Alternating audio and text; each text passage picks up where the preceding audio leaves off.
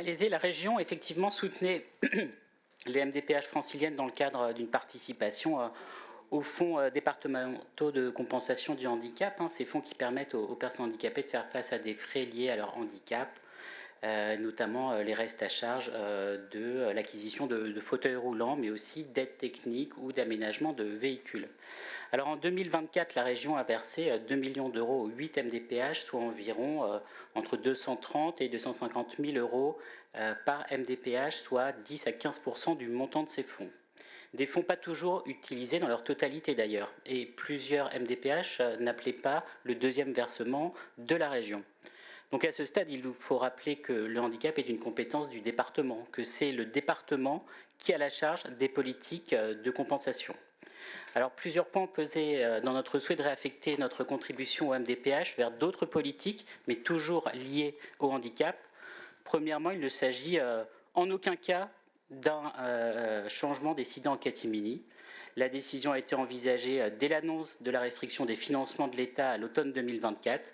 Il a été fait part de cette éventualité au niveau des services qui ne se sont pas engagés sur les dossiers ayant un effet en 2025.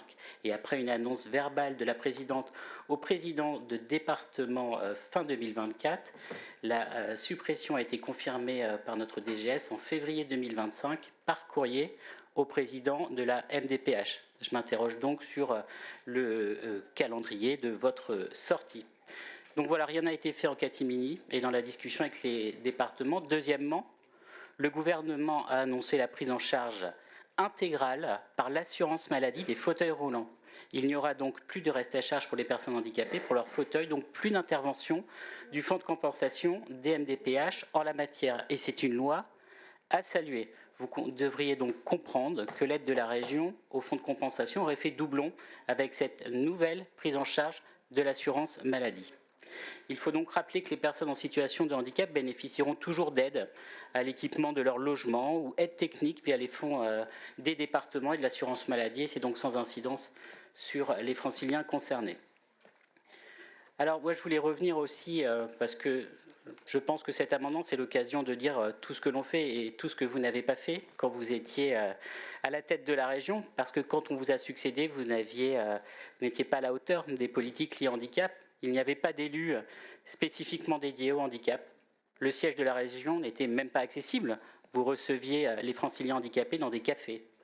Vous avez fait voter un agenda 22 que vous n'avez jamais mis en œuvre. Vous avez sous-investi dans l'accessibilité des transports, ce qui nous a conduit à multiplier par 4 nos engagements financiers dans ce domaine et mettre 2 milliards d'euros dans le schéma directeur d'accessibilité. Je rappelle que vous nous avez laissé 3 lycées accessibles sur la totalité des lycées franciliens. Vous nous avez laissé un PAM dysfonctionnel, coûteux pour les usagers ou les franciliens handicapés, qui avaient du mal à franchir les frontières de leur département.